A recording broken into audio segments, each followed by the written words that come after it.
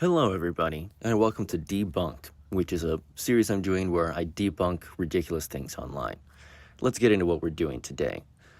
So, the official, unofficial, fan-run, but possibly Warner Brothers employee Twitter account, DCU Updates, shared this image, first poster of the Superman movies.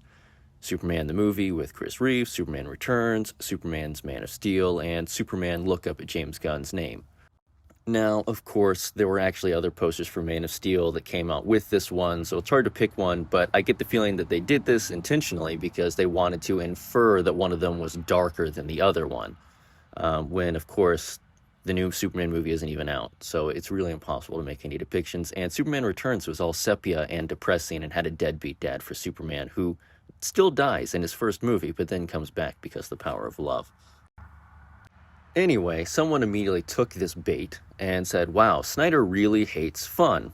What they failed to mention here is that the Man of Steel poster in question is an homage to Kingdom Come with cover art done by Alex Ross. Now, Kingdom Come is a piece of comic media that people seem to really like. I don't particularly enjoy it. I think that it was serviceable for Brandon Routh's CW return, but ultimately it's just the poor man's Injustice timeline. But I understand that art is subjective, and everyone has a favorite everything for different reasons, so my disliking Mark Waid doesn't mean you have to. I know that people who are going to go see the new Superman movie claim to like Kingdom Come, because Kingdom Come's logo is what David is now using on his suit, except with bright plastic colors on it. So there's no way that the people hyping up this DCU stuff could be against an homage to the comic book that their logo originates from. Now, frankly, I just don't think this person knew that this was a Kingdom Come homage. I don't think they actually read comic books, and this is what I talk about a lot in my books and a lot on this channel. There's a lot of young people who want to fit in nerd spaces, and they think that part of that behavior, sort of the tribal rite of passage, is to be snarky and rude about Zack Snyder. They have to form opinions on movies that came out while they were still getting into kindergarten. Because the truth is, the reason that there was a different color grade and a different visual tone for Man of Steel was because of the success of the Dark Knight trilogy and the failure of Superman Returns, which attempted to recreate Christopher Reeve.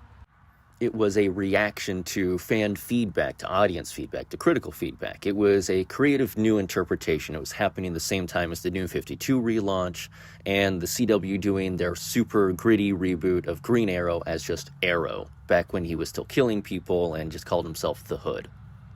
The people who act like they don't like that now, it's fine for you not to like it, but it was a brand new premise back then. The same way that Linkin Park comes back into style, that style may come back into vogue as well.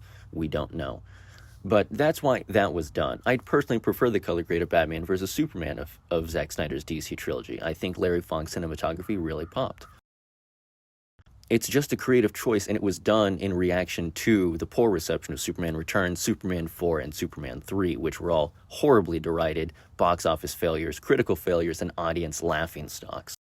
So you can't really get on to Zack when he wanted to reuse the Williams theme, and they said no, because that failed. He wanted to use the old costume.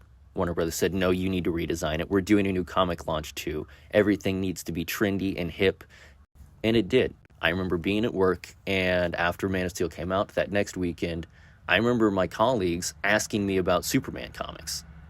Now, I can recall all of this because I was an adult of voting age, working a full-time job, far away from family, in a new state, when Man of Steel came out. I was a fully developed adult who had his own opinions, and even if I've changed my opinions in the decade plus since, I was mature enough to form them myself. Kenny was learning how to spell, was waiting for all of their adult teeth to come in eventually, probably waiting for the rest of their baby teeth to come in.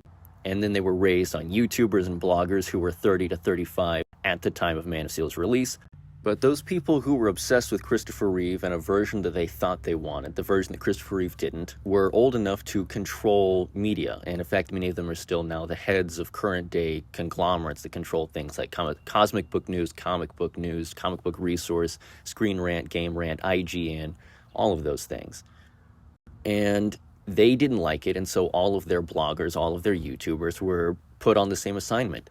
Bash the thing that we don't like. Boss doesn't like it, so be mean about it. As a result, someone who's 6 or 7, mommy hands them an iPad because they don't want to pay attention to them. They're watching YouTube. They're learning to read. They start reading website reviews. Suddenly, they're given an opinion that isn't their own, but it happens at such a young age, they believe that it was their idea. And whether they truly believe it or not, they now emulate the behavior they saw, like a little kid looking up to a parent or to an older sibling. And in general, if you're a Superman fan, you should be open-minded. Canonically, Superman meets other Supermen. We watched Brandon and Tyler meet, very different Supermen, and they got along fine after Lex made them fight. Again, the Crisis was a fun homage to Kingdom Come, as was the Man of Steel poster, but the one time Zack Snyder does it, it's bad. And he did it almost 12 years ago when someone who is barely older than that movie poster is telling you that Zack Snyder hates fun. The guy who said that Superman is cool because he's helpful and is nice to people, and who brought his skateboard to the sets when they were filming the Krypton scenes and used it like a half pipe. The guy who is always smiling in the behind-the-scenes photos and interviews. That guy wasn't having fun. Kenny and many other young people like them have inherited this insane bias, this ignorance, the inability to actually see the real thing in front of them, the real human beings, the real story, and engage with it. They have this thick pain of ignorance and this fictionalized version of what happened, and it is so fundamental to them. It was introduced at such a young age. They literally cannot see the truth anymore. Superman's first flight is so full of joy and happiness that it inspired Storm when she returned to her powers in X-Men 97. It's impacting media. It's a story about a guy finding out he isn't a freak, he's just from somewhere else, and that's okay, and that he can make this place his home after all. It's a guy who overcomes struggle. He finds happiness. That's the whole point. It's the mountaintop experience. It's his happiness that he achieves. It's learning and growing and becoming a better person. Superman enjoys that. I guess maybe these kids just don't, so for them the idea of becoming a good person sounds miserable. I can't tell you. What I can tell you is that this is debunked. Superman is fun. Zack Snyder's Superman was fun. The posters, which I'll put a couple of them up, the Mondo poster is my personal favorite, were fun. Zack was having fun. The only person who hates fun are the miserable people who have continued to lie about these movies, the people who made them, and the people who enjoyed them for 12 years and refuse to let anyone have fun if it's not approved by them. Those people are miserable, and they want other people to be miserable with them. They don't understand Superman. They don't understand happiness. They don't understand hope, joy, justice, truth, or anything else Superman represents. They just like the pretty colors, and in fact, they may not even like the pretty colors. They just like complaining about the colors on the guy that you like.